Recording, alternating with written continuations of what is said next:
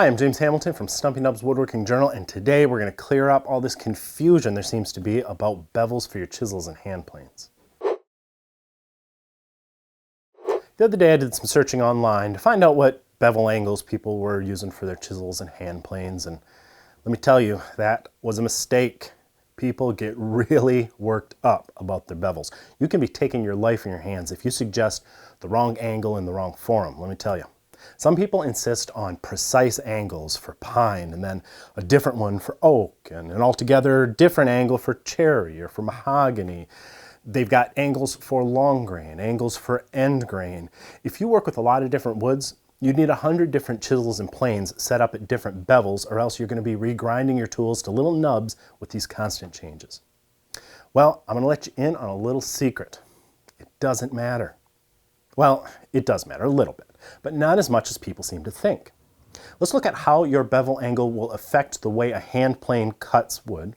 Then we'll look at chisels, and in the end, I think you're going to agree that there are far more important things to worry about than your bevel angles.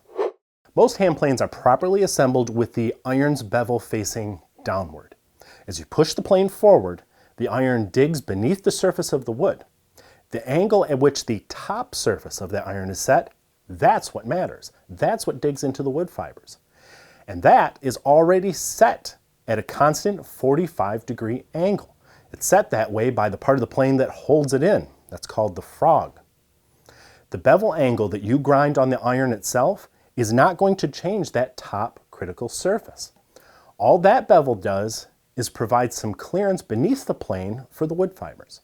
If you grind your bevel at, let's say, 45 degrees, you add that to the 45 degrees of your frog, that equals 90 degrees. That would put your bevel surface parallel to the surface of the wood. That's obviously just going to skim across. It's not going to cut into the fibers. So the plane's not going to work. So you have to grind the bevel somewhat shallower than 45 degrees to provide the relief you need so the edge can cut into the wood. A lot of people go to great pains to set that angle precisely. 30 degrees is very common. That gives you 15 degrees of clearance at the bottom of your plane.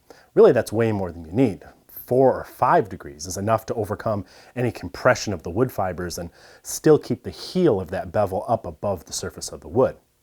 Now, that doesn't mean you should grind 40-degree bevels on all your plane irons. It just means that you don't have to worry so much about the exact angle of the bevel on a bench plane. Anywhere between 25 and 40 degrees is going to give you the clearance you need.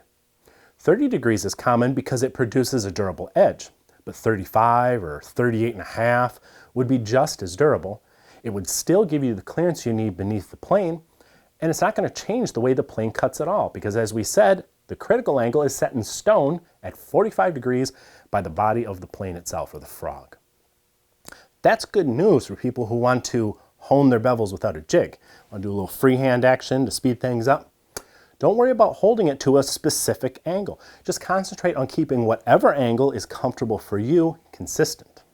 If you do want to change the way your plane actually cuts, you're going to have to change that critical angle, the top surface. And to do that, you'll need to swap out the frog to one of a different angle. Few people would do that. Or you could use a bevel up plane. Bevel up planes obviously have the bevels on the top of the iron. So the angle at which you grind it will make a difference in how it cuts the wood. In fact, that's how chisels work. Okay, here's where it starts to get a little confusing. Remember, I said the angle of the top of the tool is the critical one. When your bevel is facing up, it becomes the surface doing your cutting. So changing that bevel angle has the same effect as tilting the tool up or down. It's going to change the way it cuts the fibers. Let's illustrate with a lesson that I picked up from tool expert Ron Herman some time back. A softwood, like poplar, has a very flexible fiber. When you're using a paring chisel ground to say 15 degrees, those fibers will easily lift up and ride over a shallow bevel angle like that. It's going to make the cut very easy. Change over to a steeper bevel angle though, such as 35 degrees, and the fibers will start to force the chisel to dig deeper into the wood, and it's going to stop it in its tracks. It'll be difficult to cut. You may even tear a chunk out. But the opposite will happen with a harder wood like oak. Those fibers are very hard and they don't flex well. They will quickly wedge on top of a shallow bevel like a paring chisel at 15 degrees, making it hard to move it forward. But hardwood fibers are also more brittle, so if you increase the bevel angle to 30 or 35 degrees, those fibers will bend upward so much that they'll break and roll back, allowing the cut to be done much easier. That's just one way a bevel angle can affect the way a tool cuts. Another has to do with edge retention. A very shallow bevel has very little steel near the edge. It's going to wear away much more quickly than the thicker steel of a steeper bevel, especially if you're using it for harder woods. Are you sensing a trend here? Shallower bevel angles work well for softwood because the fibers are more flexible and it won't wear on the steel as much. On the other hand, steeper bevel angles work well for harder woods because they better roll back the fibers and they stand up to greater abuse. So does this mean you need to constantly match your bevel angle to the tool you're using and the material you're working with? No. If you're the average weekend woodworker, you probably only use your chisels for the odd paring jobs. You aren't spending hours fine-tuning hand-cut joinery. You're just maybe trimming a dowel flush with the surface of a workpiece to plug a screw hole, or cleaning up a little tear out along the shoulder of a dado or a rabbit that you just cut on the table saw. For those small cuts, it doesn't really matter a great deal what type of wood you're using or what the angle of your bevel is. Your chisel just has to be sharp. So I recommend around 30 to 35 degrees. That's a durable edge and it'll work perfectly fine for small chisel tasks.